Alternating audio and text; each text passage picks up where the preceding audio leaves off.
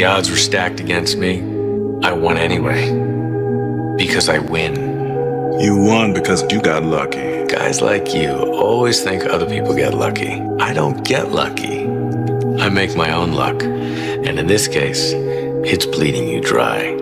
Everybody, when I was sleeping on the gym floor, right? Like, you know, I was the underdog, and everyone, you know, my clients were all like, "Oh, good for you. You know, you're going after your dream." And they'd see my blanket and my pillow in the corner of the gym, and they knew I was sleeping there, and it was evident. You know, I lived there. I didn't have a shower. I didn't have a shower to go to the YMCA to go shower. That everybody was like pro me, and then people would come in, they sign up like, "I'm gonna support you," right? And then within 9 months, I had hired people, and I had a manager, and I pulled up, and I remember I walked in the lobby, and all the same people were like, "Ah, boss man's here. Oh, you're not too good for us now, right?" And I remember being so jarred by the experience, and I was like, "You guys rooted for me," and I was like, "And now I did what you said you were rooting for me to do," and that was when I realized that people want you to do well, but not better than them.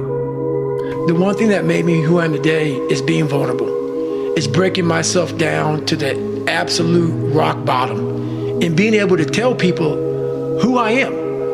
And that's how I fixed it. Literally, you know, life created this person, me. Life created me to be this person I was back in the day.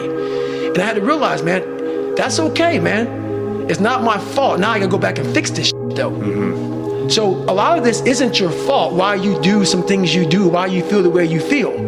But no one's coming back to save your ass. You have to go back to where the started, wherever that place is for everybody, and have the courage to go back there and start fixing what broke you. Mm-hmm. I'd say one of the strongest mental frames that has gotten me through my hardest times is thinking this will be the story that I will one day tell. And that means the harder it is, the bigger the dragon, the more epic the story, and by consequence, the more epic the hero. And if you think about the difference between winners and losers, winners define themselves by what they made happen, and losers define themselves by what happened to them. And the difficult part of the lonely chapter is that the Rocky cutscene lasts 90 seconds in the movie and lasts 5 years in reality. That's what's painful, is that it takes more effort to start in the beginning. And more people are right about the fact, they're like, hey, you're not going to hit it big. And guess what? A month in, you're not. But they're only measuring on months. And at 6 months, you're also not going to have hit it big yet. And they're going to be like, I'm still f***ing right. And at a year, you're still not going to have hit it big. And they'll still be f***ing right. And every day that you haven't hit it, they're going to feel like they were right. But they're wrong. Because they're measuring in days and you're measuring in decades. Why do you do it? Why? Why get up? Why keep fighting? You must be able to see it, Mr. Anderson. You must know it by now. You can't win. It's pointless to keep fighting. Why, Mr. Anderson? Why? Why do you persist? Because I choose to. The energy it requires to start doing something is way more than the energy required to continue doing the thing. And the beginning of doing anything results in the lowest amount of reward, both internal and external, than when you've been doing it for ages. Every single person who wants to do something with their life and has done something with their life has gone through the exact chapter that you're going through. And it's the lonely chapter. It's the chapter where you don't fit in with your own friends, but you don't have the outcomes yet to fit into a new group of friends. And you're doing this thing, you're consuming content on the internet, you're doing these free tutorials online to try and figure out how to set up a podcast and where do I host this thing? And then you're going through this and you're like, is this even worth it? Because you have no signs of success, right? But if there's anything that you can take away from what we're saying right now is that the sign of success is the hate that you get along the way. And what you can't do is bend the knee to their hate and fit back into the conformity because it's comfortable and it's warm. Because like in the Matrix, when Trinity opens the door, when Neo's about to go take the red pill and he wants to get out of the car, she says, Neo, you've been down that road and you know exactly where it leads. And I know that's not where you want to be.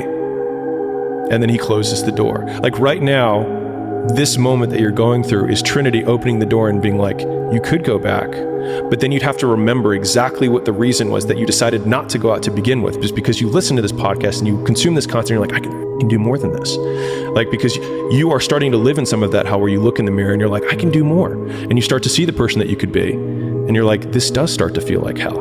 But you know, happiness can be found even in the darkest of times. If one only remembers to turn on the light. Throughout my life, I wanted to be accepted.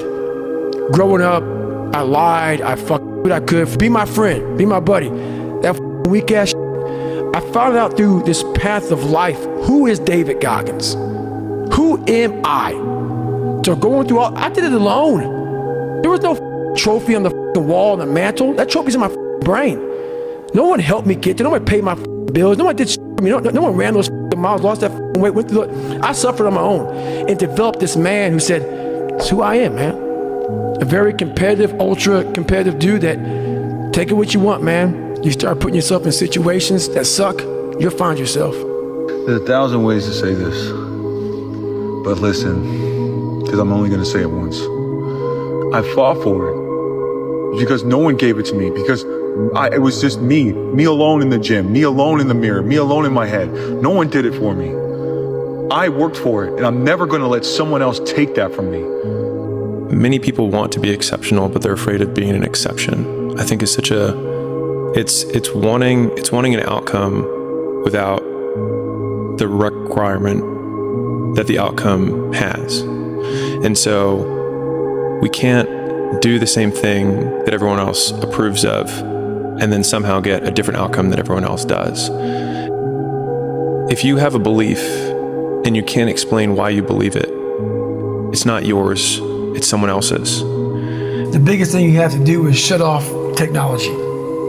You have to go dark. What I mean by that is you have to be quiet in your mind. Get away from people. We love being around people. We love talking. We love parties. It's okay to be alone. It's okay to be unhappy sometimes, man. So you gotta go to the truth first. Who are you? Get really accountable and say, okay, who am I? What's the truth about me? Get to that dark place in your mind. Figure out. It may take months, it may take years. Figure out your purpose. Figure out what you want to be in life. And then from there, okay, I have my purpose. It may take a long time. No one knows their purpose because it's too loud. You gonna leave his people be? Or you the one that's gonna find yourself a new plug? You don't mean that shit? The f*** I don't. I built this shit. Me. Brick by brick. And I'll be damned if I let you tear it down just because you don't like the way another talk.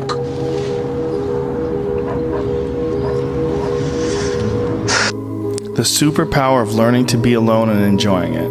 Well, I think it's critical, and I do think that these times where you just think about things, just be alone and think about things, are so rare these days. And I think during those rare times is when you really get to understand what you actually believe or don't believe.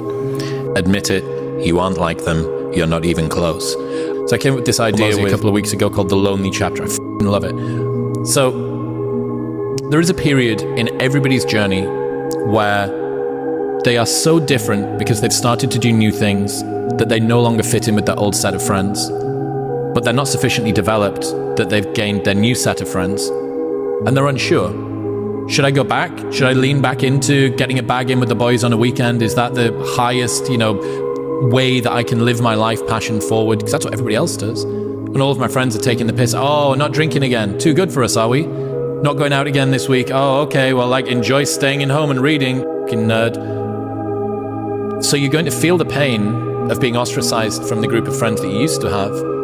But you're stuck in this messy middle where you haven't yet worked out who you are on the other side of this. And that lonely chapter that's in the middle is something that I would say almost nobody that I've ever met who has gone from a place where they are to a place where they want to be hasn't gone through.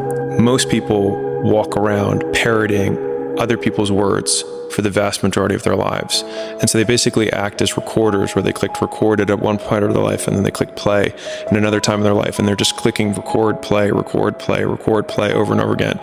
And it makes sense that people feel alone and they feel like they're acting because they never say what they think.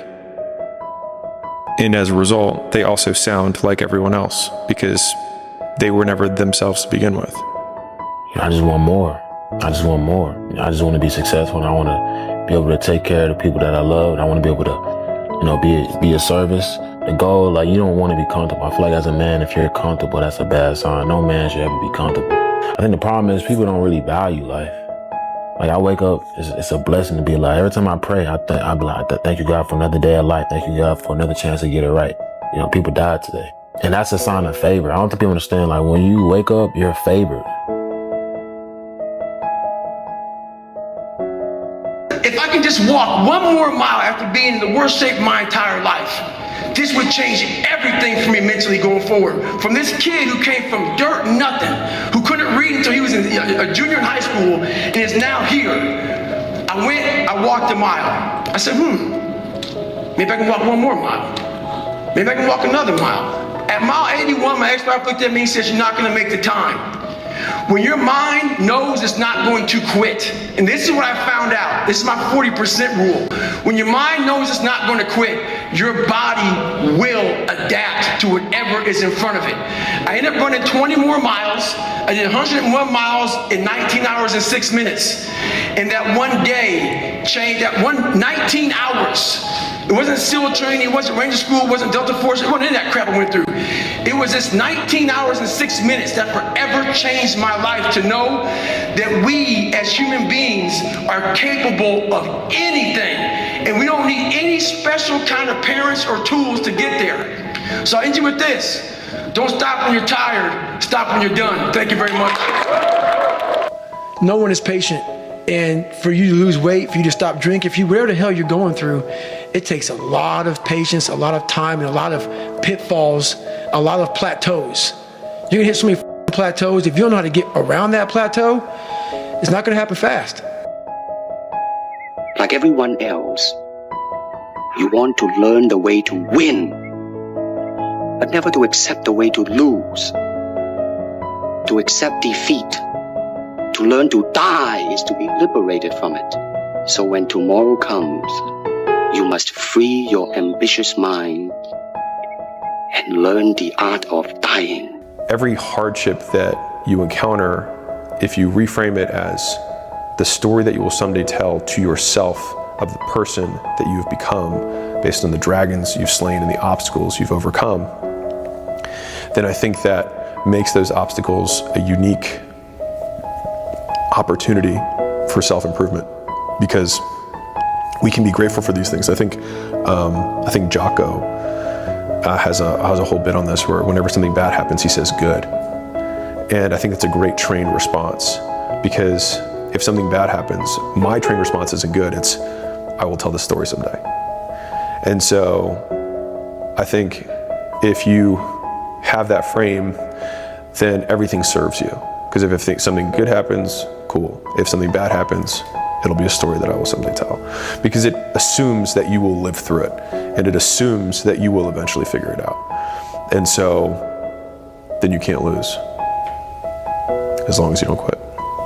Is if right now, whoever's listening to this, if you wrote a book right now about your life and you gave it to someone, would it change their life for the better? If not, you gotta get to work. What I would tell people right now is this: there's a process to all this stuff, man. The process starts with, you gotta shut off technology. You gotta go here. So go to that dark place. I call it the dark room, where you're alone. No cell phones, no music, no TVs, no computers. You by yourself. Very few people wanna be alone anymore. They want to be around noise and people, and you can't think. Be alone, go to that dark space. In that dark space, but the first advice I would give people, man, is shut life off for a little bit. Go to a dark place in your mind and figure out what the you want to be. You don't know what you want to be because you haven't spent time, real time with yourself. And once you find that passion and that purpose, your goals, your purpose, everything will just start lining up. The one companion that's always going to be with you is yourself. And I think the first thing you have to do, I think the first thing we have to do is we have to get ourselves to the point where we don't necessarily need a companion. It's not ideal. It's not ideal, but it's doable, and sometimes it beats the alternative. But sometimes we choose less than ideal companions because to us that beats the alternative of not having any companion. And the reason why we cannot face the concept of not having any companion is because we're not comfortable with ourselves as a companion. Idea of the lonely chapter resonates so much with people because it literally is like taking the red pill. If you see this version of the world where you go, I can impact my outcomes. I can learn a thing, apply a thing, and then I change as a byproduct of doing that. As soon as you take those steps, you realize almost all of the people around you who have parts of their life that they're not happy about are kind of making a choice for it to be that way. And then you go, oh, that means that all of the things I don't like about me and I don't like about my life are my responsibility because I can change it. So forgive me, but if you're going to create anything of value in this life, you're going to, even if it's with other people, you're going to have to be willing to be on your own for a bit, to forage on your own, to take walks alone, and then return to people, to your tribe, so to speak, and share with them what you've learned, or maybe even just show up with whatever energy shift has occurred while you were off. If you had to create a human, what would you put them through to make them tough? It probably wouldn't be a really chill life. What would you put them through to make them patient? Well, you probably wouldn't give them things immediately. And so it's like we want these traits, but each of the traits has a price tag attached to it. And it's just like, do you want to pay the price tag to get the thing? And so I think if people reframed the period of life that they're going through as the price that they're paying out of their wallet, but the wallet is their time, it's the seconds of life that they're trading for it, then I think more people would be willing to make the trade. Because at least when I look at myself, like when I'm 80 something years old and I'm looking back at my life, I want to have these traits. But in order to have those traits, I know I have to go through these things. And I think for me, that's given me a lot of comfort in hard times. We will not bend, we will not break, we will not yield. We will never give in, we will never give up, and we will never back down. We will never, ever surrender.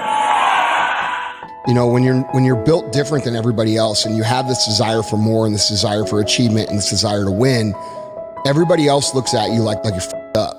And they'll tell you that too. What the f*** is wrong with you? Like, why can't you just relax? Why can't you just do this? Because I'm just not built that way, man. And it's sort of embracing the fact that this provides a lot of good, but there's a lot of things that you have to deal with that come that aren't so good. And at that time, at mile 81, something clicked that I'll never probably be able to do again, when my mind, body, spirit, soul, everything just connected. And my mind knew I wasn't fucking around anymore. It knew I wasn't gonna quit. It knew that guy was dead and buried and gone. And I was gonna die out here on this one mile for whatever reason why I was gonna get through this motherfucker. I didn't give a damn. It made there was no crowds, there was no trophy at the end. I wasn't even in a race in my mind.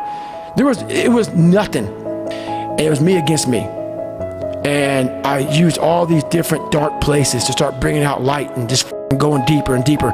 And so if someone says, you're not like everyone else, then you can just reframe that as like, I am exceptional. And that's not a bad thing. There's a teacher and he's got 2 classes that he teaches. And one class, he says, the only assignment for this whole semester is that you come back with a perfect clay pot. That's it. That's the assignment. The other class, he says, your objective is to make the most total quantity of clay pots, and you'll be measured by how many pots you make. And at the end of the quarter, the pots that came from the team that had to just make sheer volume, not only did they make more pots, but the quality of all of their pots was better compared to the teams that only had to make one.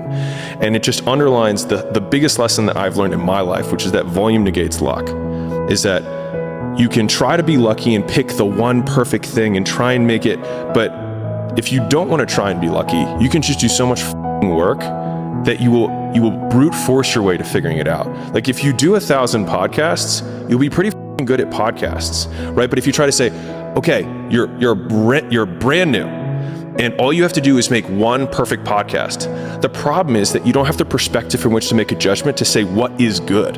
Never, ever give up. Don't give up. Don't allow it to happen. If there's a concrete wall in front of you, go through it, go over it, go around it, but get to the other side of that wall. Most people are overweight, they're distracted, they're poor, they have so few skills because it has never been easier to start a business, to make money, to get in shape. It's just also never been easier to do nothing. You really can solve a lot of problems by getting in shape and making money. You still have problems, they're just smaller and you have more resources to handle them. The world is there for the taking for anyone who can learn from their mistakes, do what they say they were going to do, and stick with it, even if it's not sexy. What used to make a man acceptable now makes you extraordinary. The bar for winning has never been so low. Who am I? So going through all, I did it alone. There was no trophy on the wall, on the mantle. That trophy's in my brain. Most people's definition of work is a negative one, which is why they abhor it, which is also why they misunderstand so many people who quote, I'll say quote here, are successful or ahead of them or whatever, is that both people, one person says the word work and the other person hears the word pain. And so the first step to like becoming more successful is understanding the language that the people who are successful are using. They're actually defining the word differently. And so whatever that thing is that you actually enjoy doing, where you lose track of time when you're in it, even if it's challenging, but usually it is challenging, right? Like it's not easy because then it's boring, right? Which is also why the uncertainty thing is so key, right? To not knowing if it's gonna work or not. You are gonna work though, either way. Is that the people who are, quote, addicted to work make it easy to be addicted to work because they do things worth doing. And I think a lot of it is coming down to making sure that you take the few precious seconds that we have to do the few things that are worth doing for the rest of your life. The more time you spend alone with yourself, the more time that you will be able to understand who you are. When I mean understand who you are, I'm talking about without any outside interference, without any friends, without any peer pressure of wanting to be like someone else. The more time you spend alone, you're going to figure out, okay, what your purpose is. And I say that because of this. God will talk to you. You start seeking in those moments of not having any outside distractions. What happens is things become clear. Clarity sets in. And you're able to make decisions not based on what you saw that day or what you heard that day or what that person may have said to you. You're able to make decisions based on how you feel internally. Everybody wants to hack. There is no hack, man. There's no hack. What do you think is the biggest stumbling block that most people face with this kind of journey? Honestly, is they have the woe is me mentality. It's too hard. Life isn't fair. These things in life are not easy for me. You look to your left, you look to your right, and you start to judge yourself off other people. Like if you're a female, well, she's skinny and she doesn't work out as hard as I do, and everything starts to corrupt your mind. You start to look around too much at other people and what they're doing, and that starts to corrupt your own dialogue. We are judging ourselves against too many people. You have to judge yourself against yourself. And that's the one thing I started learning, man. This isn't a race against me and Rich Roll. This is a race against David Goggins and David Goggins alone. And once you can silence all that bullshit, all the outside interference and things that are attracting your mind to everything, you can then start to grow. There's a quote from 𝐁𝐚𝐭𝐭𝐥𝐞 that says, "Accept that all of your heroes are full of shit. Your heroes aren't gods, they're just regular people who probably got good at one thing by neglecting literally everything else." It won't get harder.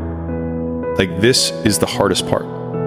And so if you can just make it through this, everything else is downhill. It's not that the things that the dragons are going to slay aren't going to get bigger. They are. But you become so much more equipped to slay them back. And you have so many more allies. You have people in the stands cheering for you. You have the audience. You have all of these other things that are behind you. But at the beginning, it's just you with a stick against a bear. And arguably that fight is a harder fight to win than beating a dragon when you have a nuclear bomb and 6 nations behind you.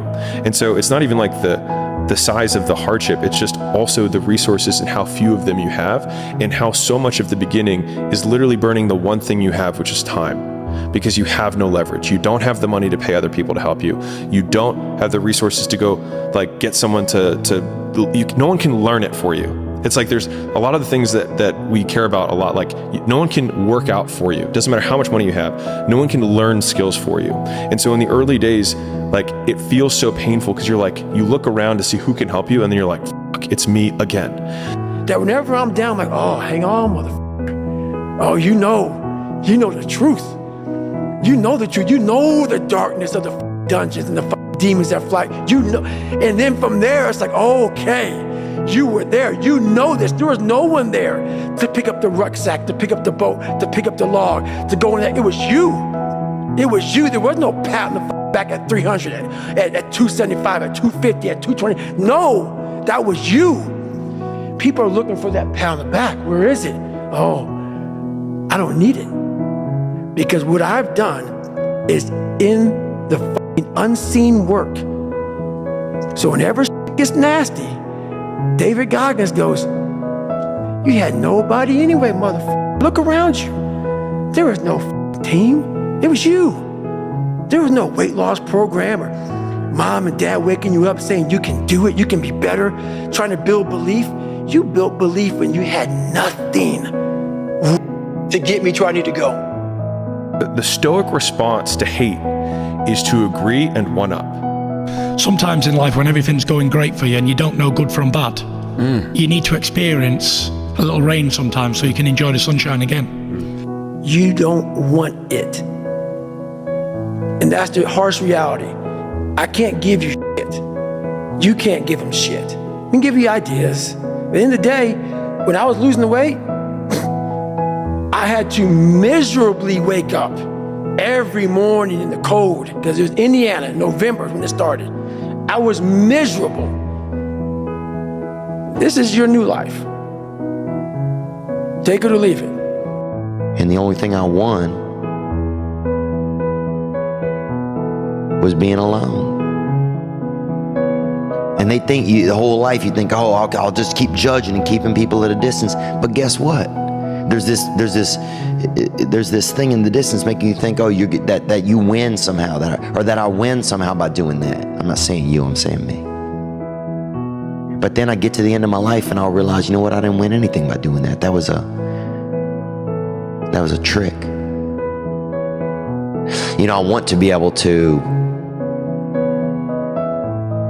be as loving as I can, and I know that sometimes I have to examine relationships in my life to see where I have hang-ups.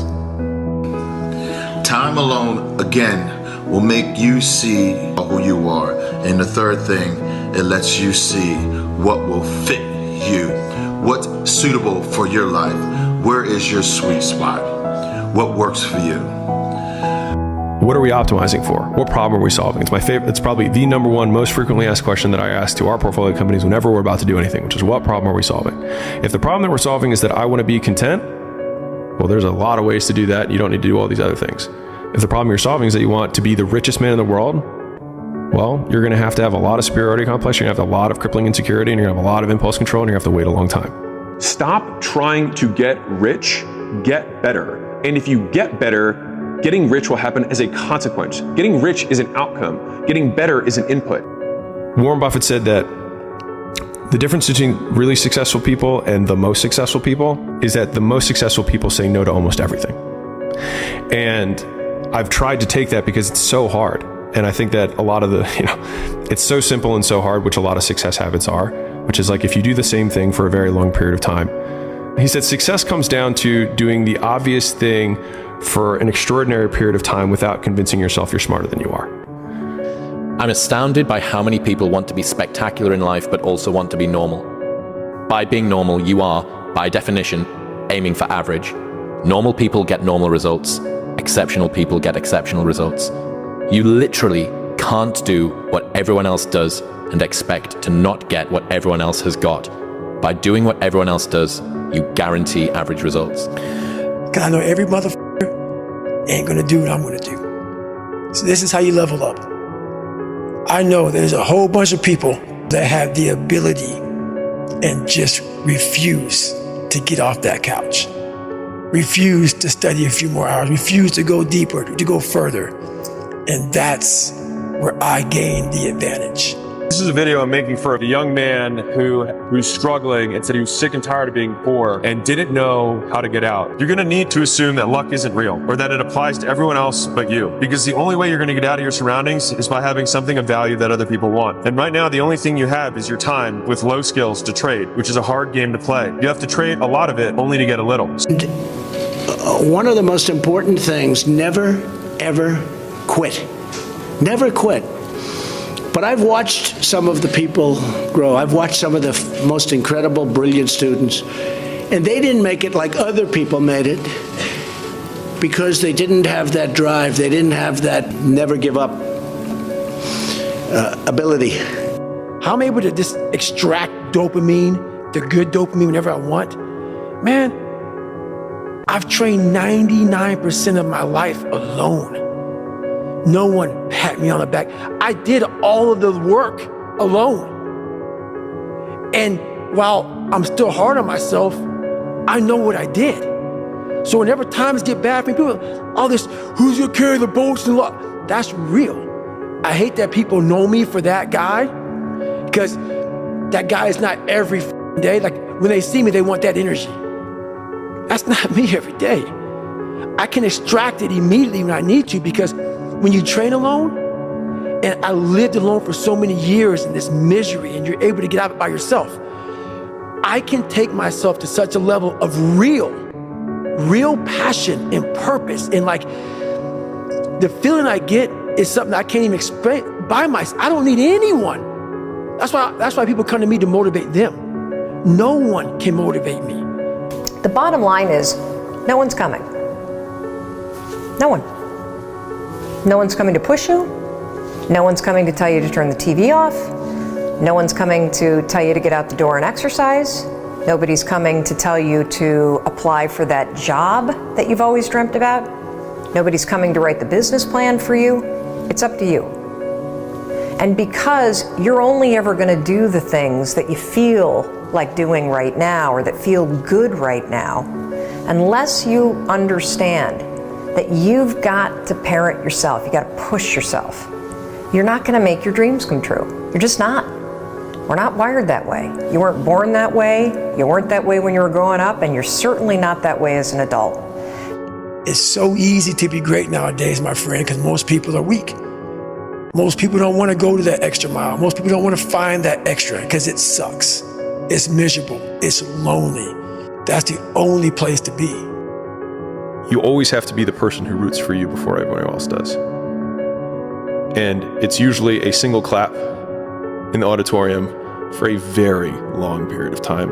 It is a slow clap that's just you rooting for you. And that visual, I think, is one that you can kind of take, because it is... People struggle to do things alone. And the path of the exceptional person is one of an exception, which means that you are not with other people. And rather than fighting that or bemoaning it, see it as an indicator that you're on the right path. Because if everyone else were cheering you on, then it means you're not in the right place, because it means you're just like everyone else, and that's not where you want to be. So whenever gets nasty, David Goggins goes, "You had nobody anyway, motherfucker." So see how I'm talking myself right now? That's me. That fires me the up. That makes me nuts. You had nobody anyway, motherfucker. Look around you. There was no team. It was you. There was no weight loss program or mom and dad waking you up saying you can do it, you can be better, trying to build belief. You built belief when you had nothing. Rock bottom.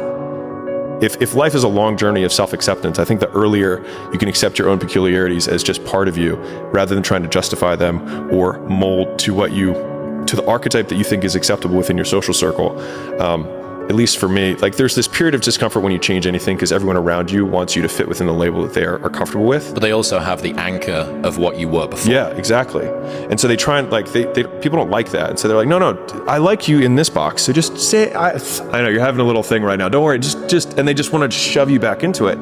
And there's a lot of uncomfortable conversations that you have to have where it becomes really socially awkward. And so all of a sudden you're sitting there and you're thinking, man, I thought my life was together, now it's in shambles at my feet. No, it's not. No, it's not. It's not. It's all right. It's all right. You're not supposed to have it together. All right? Those who go to college, get out of college, get a job, and stay in that job until they retire, then retire and buy property down in Florida, that's an anomaly. That's not normal. It happens, but it's an anomaly. And most of those people, you know, they might be really good people, but they ain't got cool stories to tell. And you don't get wisdom. You don't get wisdom past a certain point by living that life. So now you know why there's so many people that fail in this world. You create your own self. Most people are missing something because there's so much trapped in there.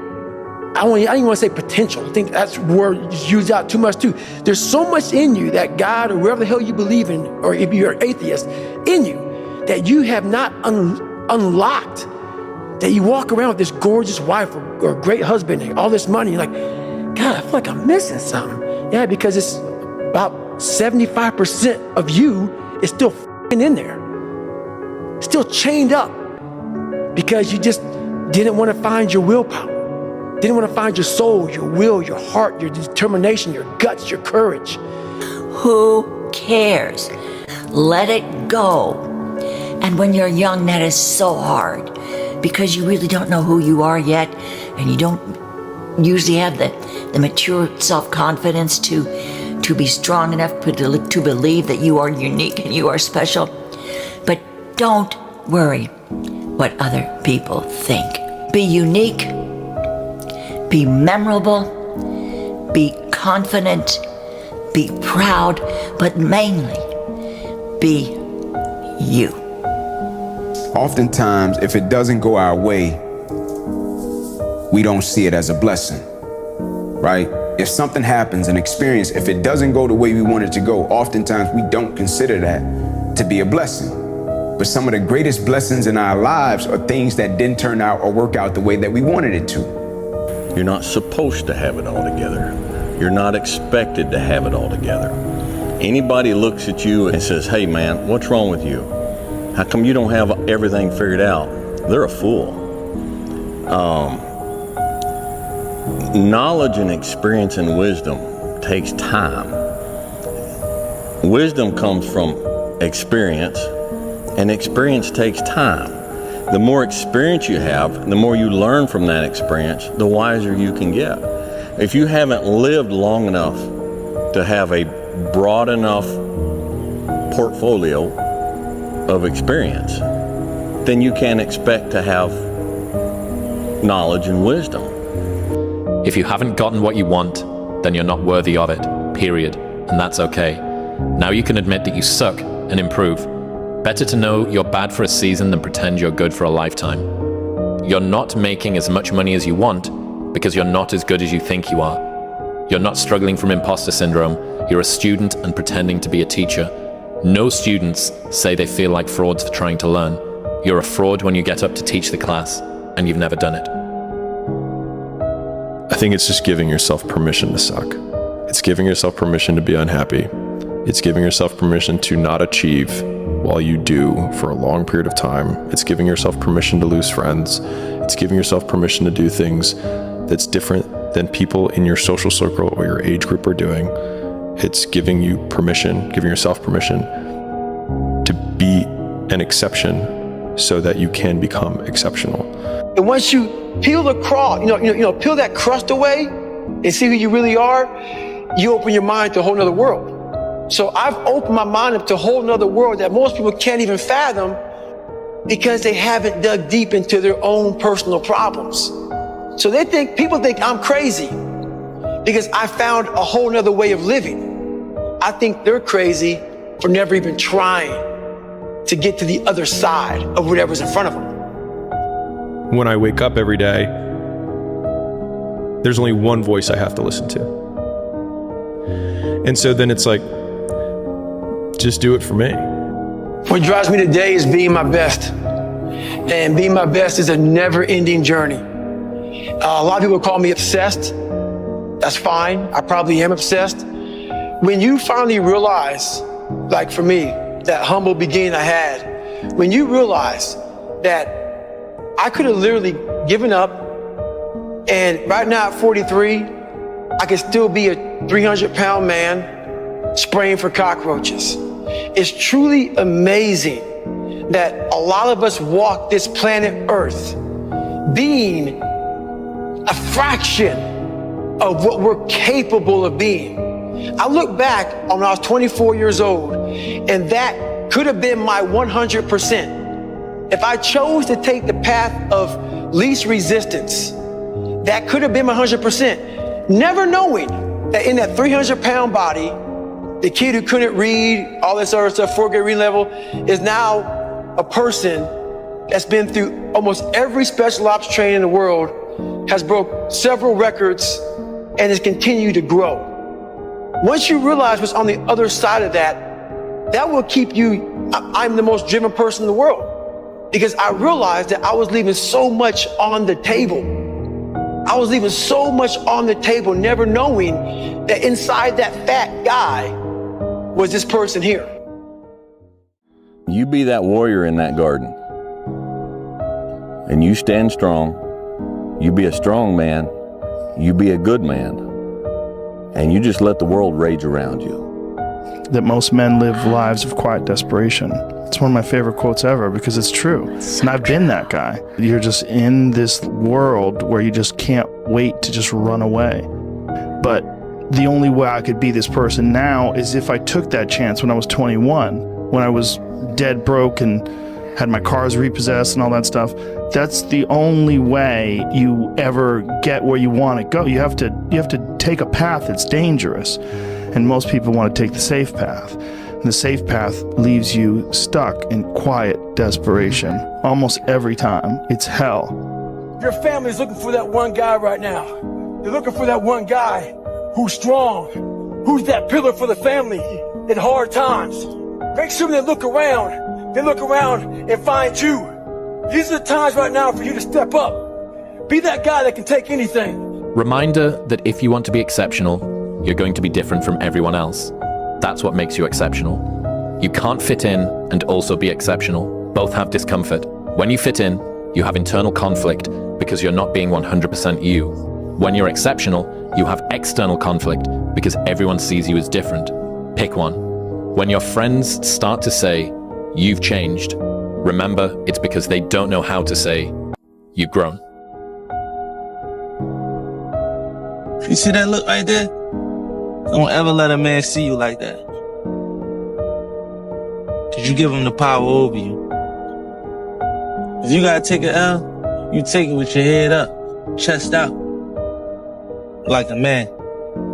Everything was done to try to learn how to become a better basketball player. Everything. You know, we have a 1,000,001 excuses that we could go to. Fact of the matter is, we're not going to make it. They played better than we did in this series. We had our opportunities to win it. Didn't go for us. So we just have to regroup. Like I said, next season starts right now, and come back next season and play. How much harder will you work in this offseason now to get back to the championship? I'll push myself to exhaustion. And so when you have that point of view, then literally the world becomes your library to help you to become better at your craft. Out of the 100 men that go into war, 10 shouldn't even be there. 80 of them are just targets. 9 do most of the fighting. 1 is a warrior. And it's a true quote to life. I saw it going through training. I saw it everywhere I went. There's so many people who just show up to life that shouldn't even be around. And there's few people who do all the work. I wanted to be part of that 9, and I'm working towards being that one. If you had to create a human, what would you put them through to make them tough? It probably wouldn't be a really chill life. Yeah. What would you put them through to make them patient? Well, you probably wouldn't give them things immediately. And so it's like we want these traits, but each of the traits has a price tag attached to it. And it's just like, do you want to pay the price tag to get the thing?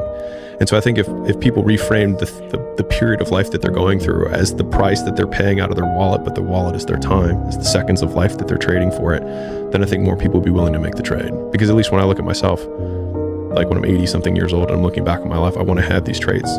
But in order to have those traits, I know I have to go through these things. And I think for me, that's given me a lot of comfort in hard times. You are a man. Stand up and be a man. Make the hard decisions, make the sacrifices, make the unpopular decisions, and become comfortable in your own skin. And if you are not a person that you are comfortable being alone with, that is the one person in this universe that you have full power, full right, and full responsibility to change. It's the moments in life, the decisions you make on a moment-to-moment basis that add up to be the guy or not the guy. Tonight, I did something, that I feel more of a guy. For me, who I am, my guy. Your pride and your ego has been killing your career growth. Your could be on another level. You know better, but you're deciding to not do better. You are a lazy, unprofessional, mean attitude having, and yet when things are not happening good for you, when things are not coming your way, when things are not happening as fast as you want them to happen, you blame everybody else and what they're doing and saying, and you completely disown everything that you're doing to contribute to your career not going to another level. You know better, but you don't want to do better. My personal goal is to squeeze every ounce of potential out of whatever I have. And I think that if you feel like you have potential left over, then it will eat you alive until you do something about it. Winners always show up. They're willing to lose in order to gain. Big mental thing there, guys. This body, as great as you are, as sharp as you make the arsenal, it can't do anything if you don't have confidence in yourself. We all fall down in life. The question is, who gets back up? You go after and you give it all you have. If you lose, at least you tried, man. I failed. It's 10 times more of a man than someone said, what if? Because what if never went to the arena. When you guys find a fear, that fear will either create you or destroy you. I love fear, and the reason why, behind every fear is the person you want to be. Fear is self-imposed, meaning it doesn't exist. You create it, you can destroy it too. It's an intangible. If you face your fears, guys, you will realize it's not that big. And once you face it, you're like, oh my God, man, I spent all this time running from it. It was so small. If I just faced it, my God, not only did I face it, I beat it back, energy is never lost, transferred. That negative energy, that fear, is destroyed. It comes back in as confidence. You're like, what else am I capable of? What else am I holding my back from that I'm capable of more? What am I running from I don't need to? What else can I overcome? You face your fears, you become the person you want to be. You run from your fears, you're not living. You're alive. It's easy to give up. Hell yeah. It's the easiest thing in the world to do. All right, man, I'm done. I ain't going. I ain't gonna keep going. Yeah, I don't feel like going to work. The one, yeah, man. It's easy. It's very easy. But what's hard is going, yesterday I got nothing from working as hard as I could. Nothing happened from that. I'm gonna do the same thing again today, but I'm gonna try to go harder. That's the hardest thing in the world. To get up every day and give 100% and be in the same position that you were each day, but mentally know that you're trying and trying and trying. That's a real grind. No. When you read a book, when you listen to an audio program, when you go to a course, when you go to bed early and get up early and you work, it all counts.